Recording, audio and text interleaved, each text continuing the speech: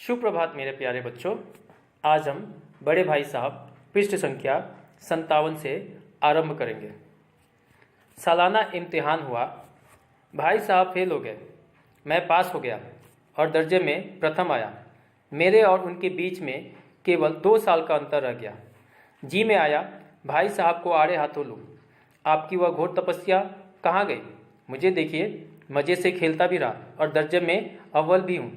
लेकिन वह इतने दुखी और उदास थे कि मुझे उनसे दिली हमदर्दी हुई और उनके घाव पर नमक छिड़कने का विचार ही लज्जास्पद जान पड़ा। हाँ, अब मुझे अपने ऊपर कुछ अभिमान हुआ और आत्मसम्मान भी बढ़ा। भाई साहब का वह रौब मुझ पर न रहा। आज़ादी से खेल कूद में शरीक होने लगा। दिल मजबूत था। अगर उन्होंने फिर मेरी फजीयत की तो साफ कर दूंगा, आपने अपना खून जलाकर कौन सा तीर मार लिया। मैं तो खेलते कूदते दर्जे में अव्वल आया हूँ। जबान से यह हेकड़ी जताने का साहस न होने पर भी मेरे रंग ढंग से साफ जाहिर होता कि भाई साहब का वह आतंक मुझ पर नहीं था। भाई साहब ने इसे भाप लिया। उनकी सहज बुद्धि बड़ी तीव्र थी और एक दिन जब मैं भोर का सारा समय गुल्ली डंडे की भेंट करके ठीक भोजन के समय लौटा तो भाई साहब ने मानो तलवार खींच ली और मुझ पर टूट पड़े।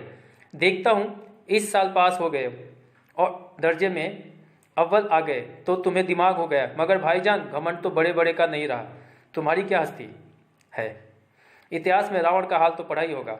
उसके चरित्र से तुमने कौन सा उपदेश लिया, या यूं ही पढ़ गए? महज इम्तिहान पास कर लेना कोई चीज़ नहीं, असल चीज़ है बुद्धि का विकास। जो कुछ पढ़ो उसका अभिप्राय समझो। रावण भूमंडल का स्वामी था। ऐसे राजाओं को चक्रवर्ती राजा कहते हैं। आजकल अंग्रेजों का राज्य का विस्तार बहुत बड़ा हुआ है, पर इन्हें चक्रवर्ती नहीं कह सकते। संसार में अनेक राष्ट्र अंग्रेजों का आधिपत्य स्वीकार नहीं करते, बिल्कुल स्वाधीन है। रावण चक्रवर्ती राजा था। संसार के सभी महीम उसे कर देते थे। बड़े बड़े देवता उसकी गुलामी करते थे। आग और पानी के देवता भी उसके पास दास थे। मगर उसका अंत क्या हुआ? घमंड ने उसका नामो निशान तक मिटा दिया। कोई उसे एक चुल्लू पानी देने वाला भी न बचा।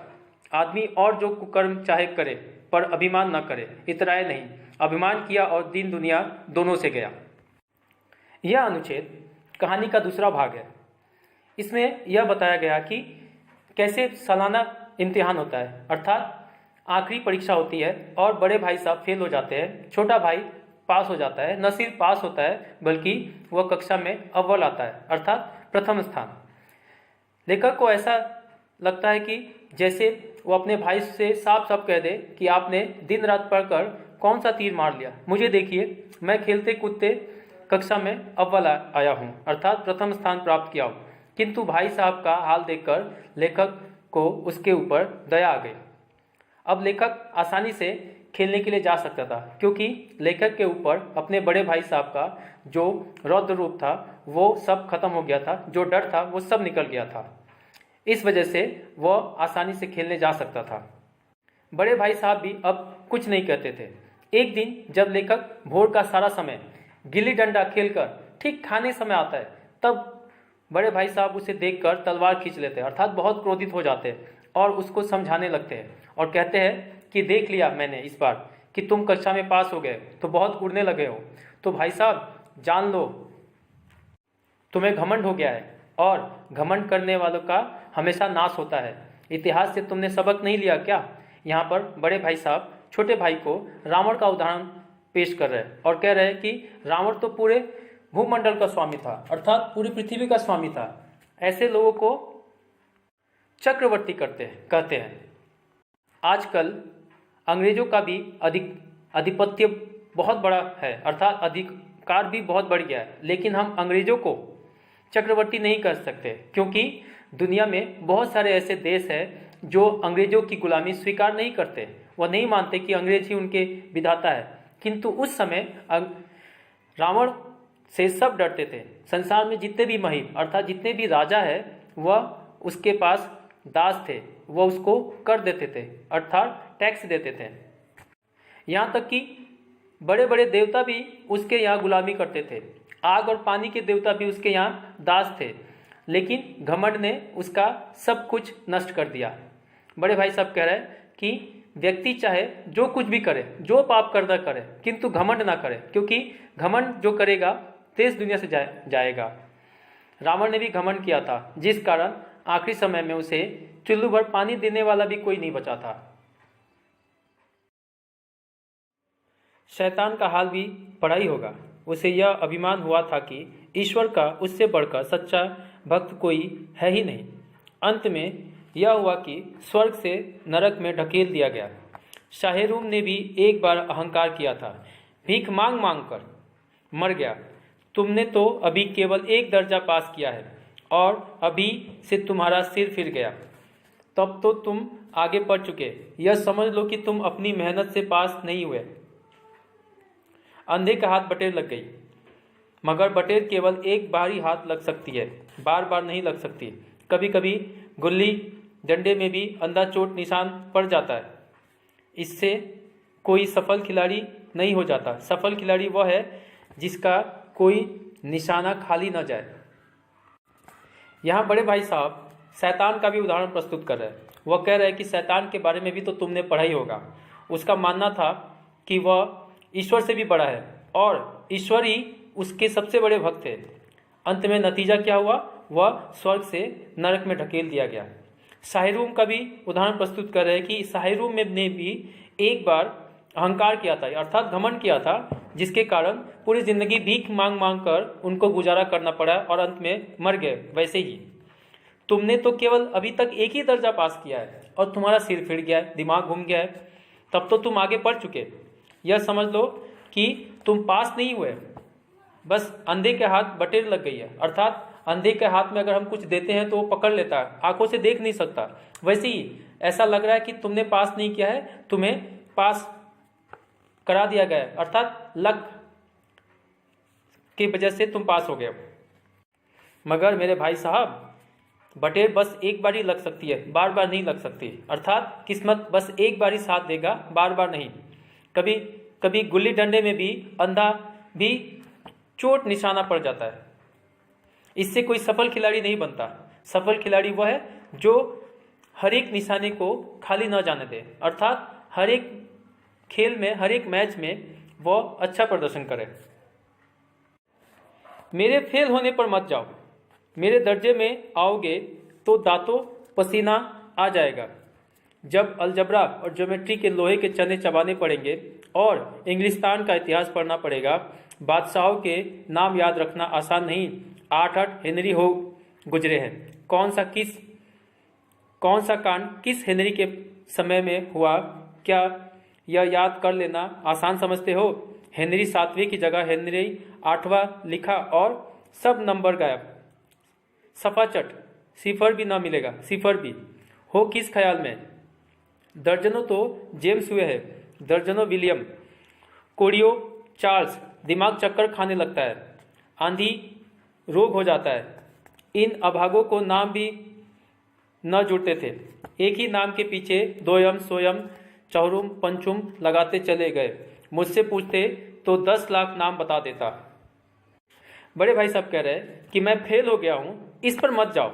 जब तुम मेरे दर्जे में अर्थात मेरी कक्षा में आओगे तब तुम्हारे दांतों पसीने आ जाएंगे, तब तुम्हें पता चलेगा कि कितनी मुश्किल पढ़ाई है। जब अलजेब्रा और ज्योमेट्री के लोहे के चने चबाने पड़ेंगे, अलजेब्रा जब पढ़ना पड़ेगा, ज्योमेट्री पढ़ना पड़ेगा और हमारे हिंदुस्तान का नहीं अंग्रेजों का इतिहास पढ़ना पड़ेगा। बादशाहों के नाम याद रखने पड़ेंगे। 8 हेनरी हो चुके हैं, कौन सा हेनरी और किस हेनरी का कांड क्या है, ये सब याद रखना पड़ता है। अगर हेनरी 7वीं की जगह में हेनरी 8वां लिख दे तो तुम्हें 1 नंबर भी नहीं मिलेंगे, 0 नंबर मिलेंगे, 0, सिफर भी ना मिलेगा। किस ख्याल में रहते हो तुम? दर्जनों तो जेम्स हुए हैं, विलियम्स भी दर्जनों हुए हैं और कोड़ियो चार्ल्स, इनके नाम सुनकर ही चक्कर आने लगता है, आंधी रोग हो जाता है। इन अभावों को अर्थात अंग्रेजों को नाम भी नहीं सोचता था। अगर मुझसे पूछते तो मैं लाखों नाम बता देता। वो लोग तो बस एक ही नाम के पीछे 1 2 3 4 5 6 लगाते गए। मुझसे पूछते, मैं उनको नाम सुझा देता। और ज्योमेट्री तो बस खुदा ही पना, अ ब ज की जगह अ ज ब लिख दिया और सारे नंबर कट गए। कोई इन निर्दयी मुमतहीनों से नहीं पूछता कि आखिर अ ब ज और अ ज ब में क्या फ़र्क है। और व्यर्थ की बात के लिए छात्रों का खून क्यों करते हो? दाल भात रोटी खाई या भात दाल रोटी खाई, इसमें क्या रखा है? मगर इन परीक्षकों को क्या परवाह, वह तो वही देखते हैं जो पुस्तक में लिखा हो। चाहते हैं कि लड़के अक्षर अक्षर रट डाले और इसी रटंट का नाम शिक्षा रख छोड़ा है। और आखिर इन बेसिर पैर की बातों के पढ़ने से फायदा? इस रेखा पर वह लंब गिरा दो तो आधार लंब से 2 गुना होगा। पूछिए इससे प्रयोजन? 2 गुना नहीं 4 गुना हो जाए या आधा ही रहे, मेरी बला से। लेकिन परीक्षा में पास होना है तो यह सब खुराफात याद करनी पड़ेगी। यहाँ बड़े भाई साहब छोटे भाई को समझा रहे और कह रहे कि ज्योमेट्री का तो खुदा ही मालिक है, अर्थात भगवान ही मालिक है। उसमें अगर हम अ ब ज की जगह अ ज ब लिख दिए तो हमारे सारे नंबर कट जाएंगे। अर्थात उसमें जैसा हमें पढ़ाया जाता है वैसे ही हमें लिखना होता है। कोई इन निर्दयी मुमतहीनों से क्यों नहीं पूछता कि आखिर अ ब ज और अ ज ब में क्या अंतर है? कोई इन परीक्षकों से क्यों नहीं पूछता कि आखिर दोनों में अंतर ही क्या है? क्यों बेकार की बातों के लिए छात्रों का खून करते हैं? चाहे दाल भात रोटी खाई या भात दाल रोटी खाई, इसमें क्या रखा है? मगर इन परीक्षकों को कोई फर्क नहीं पड़ता। वो वही पढ़ाते हैं जो पुस्तक में लिखा होता है, जो किताब में लिखा होता है। और वो कहते हैं कि जो छात्र है इसको रट डाले और इसी को शिक्षा का नाम दे के रखे हैं। इस रेखा पर वो लंब गिरा दो तो आधार का 2 गुना हो जाएगा। यहाँ पर ट्रिगोनोमेट्री की बात की जा रही है। पूछिए इससे प्रयोजन? इससे क्या अर्थ है, क्या मतलब है इसका? इस 2 गुना नहीं 4 गुना हो जाए या आधे ही रह जाए, मेरी बला से। लेकिन परीक्षा में पास होना है तो यह सब तुमको याद करना पड़ेगा।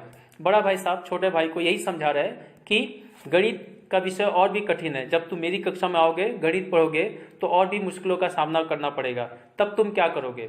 वो बस यही कहना चाहते हैं कि बेकार में जो तुम समय बर्बाद करते हो खेलते कूदते समय, वो समय तुम बर्बाद मत करो। क्योंकि जैसे जैसे बड़ी कक्षा में जाओगे तुम्हारी जो पढ़ाई है और मुश्किल होती जाएगी। यह मत देखो कि मैं फेल हो गया हूँ, यह देखो कि मैं कितना सीख रहा हूँ। बेकार में समय बर्बाद मत करो। मेरे प्यारे बच्चों, आज की कक्षा में इतना ही। शेष भाग हम अगली कक्षा में पढ़ेंगे। आपका दिन शुभ हो। धन्यवाद।